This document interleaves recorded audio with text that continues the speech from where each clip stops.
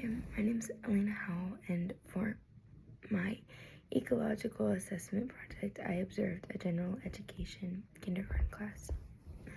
Overall, this was a very positive atmosphere, and I saw a lot of these techniques that we've learned about in this class.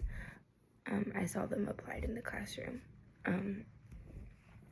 The teacher makes a noticeable effort to get to know her students and care for them emotionally above all things. In the morning when the students got to school, she has them circle a smiley face on the top of their folder. They are ranked from 1 to 5.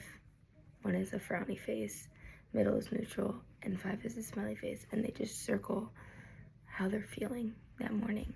And the teacher is walking around and kind of glancing at their papers just to kind of get a sense of their overall state for the day.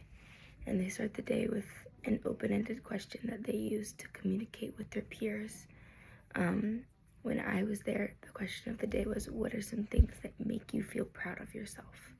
So in their groups of 4 at their tables, the kids will talk about this for about 10 or 15 minutes, and the teacher is walking around, chiming in, listening, helping the kids feel good about themselves.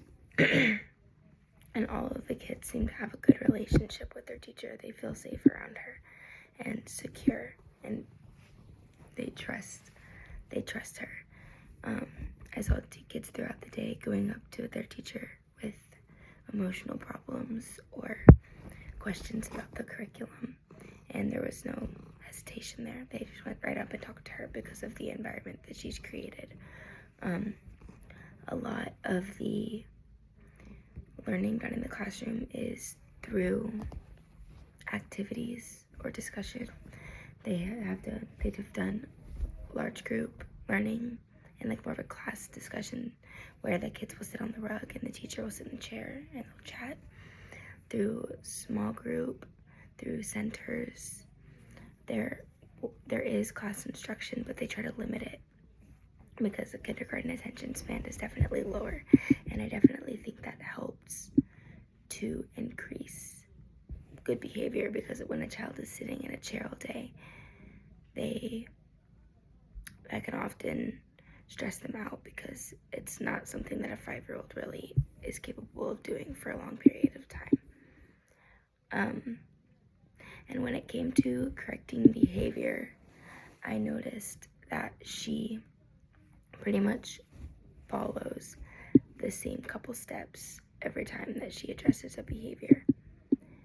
First, she has the natural consequences. She addresses natural consequences. So if a child is having a reckless behavior and makes a mess, the natural consequence is that the child picks up the mess.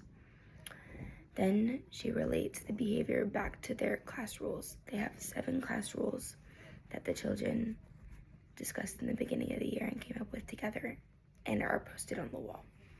She relates the behavior to the class rules and might say, this specific behavior was not respecting our classroom and our classroom materials. She relates it back to the class rules. And then she actively listens to the child and why they did that, what they were feeling in the moment. All of the things, was it impulsive, whatever, she's just sitting there listening. And then after that, she has a conversation about why that rule is important and why it's important to follow the class rules in the classroom. And in this case, she might offer some ways about how the child can respect the classroom materials and how the child can treat the class with respect. And throughout any of these steps, if the child needs it, they have access to the Calm Down Corner, where they can go and regulate their emotions and calm down and take a breath. The Calm Down Corner has sensory tools, books, stuffed animals, all of this, so they can just sit and calm. I thought that was one of the coolest things because I saw kids actively using it throughout the day. But overall, I had a really good time in the classroom. and I learned a lot from being able to see these procedures applied in real life.